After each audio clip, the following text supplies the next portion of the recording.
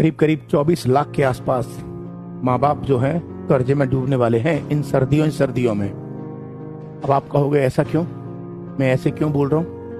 क्योंकि बेटा एक आंकड़ा ये कह रहा है कि इस साल इस सर्दियों में जो सालग है ना शादियों का, उसमें भारत में 48 लाख शादियां हो रही हैं। तो 48 लाख में 24 लाख लड़कियां होंगी और 24 लाख लड़के होंगे, ये बात तो जेन्युइन है। 24 लाख लड़के तो बर्बाद होने जा ही रहे हैं, वो तो छोड़ दो, मैं उनकी बात नहीं कर रहा। लेकिन आपको पता है जो 24 लाख लड़कियों की शादी हो रही है उनमें बहुत सारे माँ बाप तो करोड़पति होंगे, उनकी भी बात नहीं कर रहा। लेकिन 24 लाख में से करीब करीब 21-22 लाख के आसपास माँ बाप या तो गरीब है या मिडिल क्लास फैमिली से हैं। और एक मिडिल क्लास फैमिली का पिता अपनी बेटी की शादी जब करता है तो एक डाटा कहता है, बाप जब अपनी बेटी की शादी करता है तो शादी करने के बाद 3 साल तक कर्जे में रहता है। और 3 साल तक जब बाप कर्जे में रहता है और उसी शादी में जब आम आदमी जाता है तो क्या बोलता है, रोटियां ठंडी पड़ी हैं। क्या बोलता है, मटर पनीर में पनीर नहीं है। क्या बोलता है, रसगुल्ले ठंडे पड़े। क्या बोलता है कि शादी में इंतजाम अच्छा नहीं है। एक बाप अपनी बेटी की शादी करने के लिए अपनी खून पसीने की कमाई 10-10, 15-15 साल जो उसने कमाई है वो लगा देता है। और तुम जब एक वक्त की रोटी खाते हो उसकी दावत में जाकर तो उसमें नुक्स निकालते हो।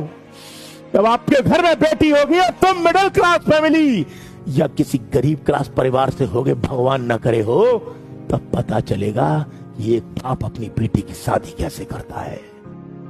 ये वादा कर रहा हूं मेरे दोस्तों, कभी भी किसी शादी में जाना तो भले ही किसी शादी में खाने में नमक कम हो, रोटियां ठंडी पड़ी हो, सब्जी कैसी भी हो, एक ही बात बोलना, मजा आ गया खाने में। सच बोल रहा हूं, यही बोलना, मजा आ गया खाने में। क्यों? क्योंकि अगर तुमने ये बोला कि रोटियां ठंडी पड़ी है, सब्जी में नमक नहीं है, पनीर अच्छा नहीं है, और अगर ये लड़की के बाप ने सुन लिया ना तो मर जाएगा वो अंदर से।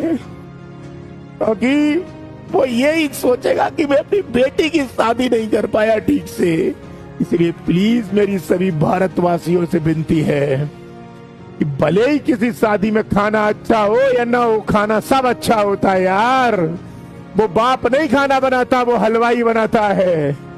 इसलिए खाने का अपमान मत करना, क्योंकि खाने का अपमान करके आप उस बाप के दिल पे छुरियां चलाओगे।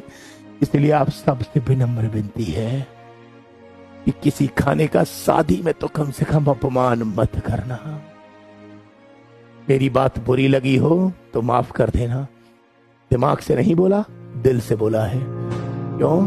क्योंकि मैं रोज आए दिन यही चीज है देखता हूं। जब भी शादियों में जाता हूं तो निश्चित रूप से आज की युवा पीढ़ी या आजकल के लोग कहीं ना कहीं इसमें नुक्स निकालते हैं।